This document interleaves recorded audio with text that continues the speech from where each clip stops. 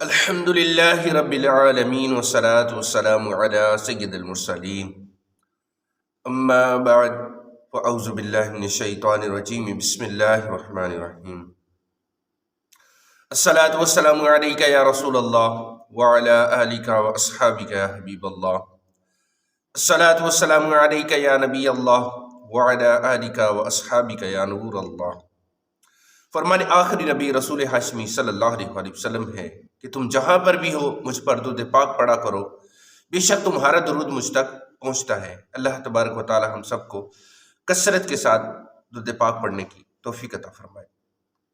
حدیث پاک میں آتا ہے، رسول اکرم نور مجسم صلی اللہ علیہ وسلم نے فرمایا، فمن راغب عن سنتی فلیس منی، یعنی جس نے میری سنت سے بے رغبتی کی وہ مجھ سے نہیں۔ علماء کرام اس حدیث پاک کی شرح میں فرماتے ہیں، مطلب یہ ہے کہ جو بندہ کسی سنت کو برا جانے وہ اسلام ہی سے خارج ہے، اور جو بلا عذر سنت چھوڑنے کا عادی ہو وہ پیارے آقا مدینے والے مصطفیٰ صلی اللہ علیہ وسلم کے پسندیدہ اور پرہیزگار لوگوں میں سے نہیں ہے۔ ہمارے معاشرے کا یہ بھی ایک کمزور پہلو ہے کہ ہمارے ہاں سنتوں سے بہت بے توجہی پائی جاتی ہے۔ سنتوں پر عمل کرنا تو بات کی بات ہے، سنت کی معلومات ہی کب ہوتی ہے؟ پیارے آقا مکی مدنی مصطفیٰ صلی اللہ علیہ وسلم چلتے کیسے تھے، بیٹھتے کیسے تھے، کھانا کھانے کا مبارک انداز کیسا تھا، آرام فرمانے کا انداز کیسا تھا، آپ صلی اللہ علیہ وسلم کی پیاری پیاری ادائیں کیا ہیں، اس کی معلومات ہی نہیں ہوتی۔ ہاں، نیا فیشن کون سا چل رہا ہے اس کا پتہ ہے، آج کل مارکیٹ میں موبائل کا ماڈل کیا ہے یہ بھی پتہ ہے، کار کا ماڈل کیا ہے یہ بھی پتہ ہے، جوتوں کپڑوں کا ٹرینڈ کون سا چل رہا ہے یہ پتہ ہے، یہ سب معلومات ہے۔ مگر افسوس ہے کہ آمنہ کے لال رسول بے مثال صلی اللہ علیہ وسلم کی سنتوں کی معلومات بہت کم ہوتی ہے، اور جن سنت کی معلومات ہے بھی ان پر عمل نہیں کر سکتے۔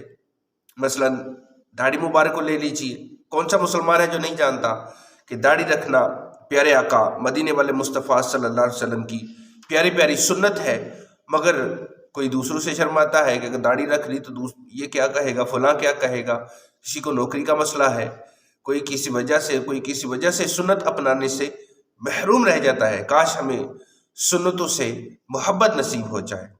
امام ذہبی رحمۃ اللہ علیہ لکھتے ہیں، علامہ ہیبت اللہ رحمۃ اللہ علیہ کا انتقال ہوا تو حضرت علی بن حسین رحمۃ اللہ علیہ نے انہیں خواب میں دیکھا، پوچھا اللہ پاک نے آپ کے ساتھ کیا معاملہ فرمایا ہے؟ تو جواب دیا اللہ پاک نے میری مغفرت فرما دی۔ عرض کیا کس وجہ سے؟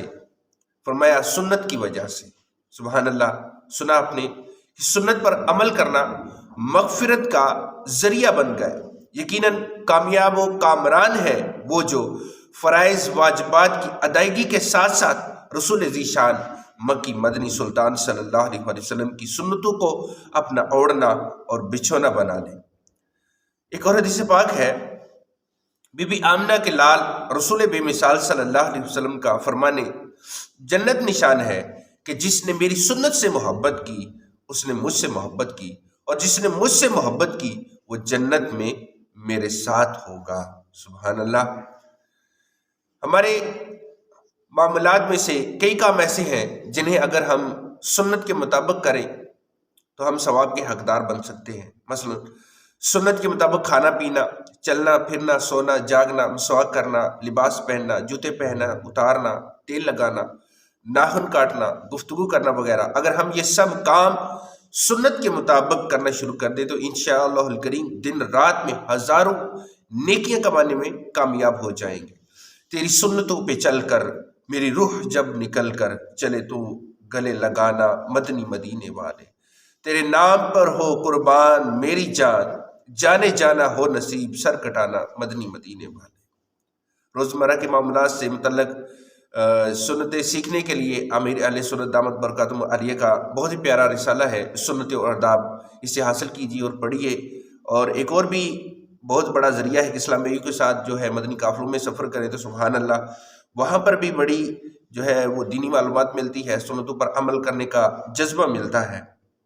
ایک حدیث پاک میں ہے، پیارے آقا مکی مدنی مصطفیٰ صلی اللہ علیہ وسلم نے فرمایا لیس منا من تشبہ بالرجال من النساء ولا من تشبہ بالنساء من الرجال، یعنی جو عورت مردوں کی اور جو مرد عورتوں کی مشابہت اختیار کرے وہ ہم میں سے نہیں ہے۔ دور حاضر کا یہ بھی ایک بہت بڑا وبال ہے کہ مردوں کو عورتوں جیسا اور عورتوں کو مردوں جیسا حلیہ بنانے کا خواہ مخواہ شیطانی شوق چڑھ جاتا ہے۔ اب لڑکے جو ہے وہ کانوں میں بالیاں ڈالنا، ہاتھوں میں کڑے پہننا، کندھوں سے نیچے لمبے لمبے بال رکھنا، چٹیاں باندھنا، زنانہ انگوٹھیاں پہننا، ہاتھوں اور پیروں میں مہندی لگانا، یہ سب زنانہ کام ہے۔ مگر جو ضرورت سے زیادہ فیشنیبل ہوتے ہیں یا جن کے پاس دینی معلومات بہت کم ہوتی ہے، وہ مرد بھی ایسے کام کرتے نظر آتے ہیں۔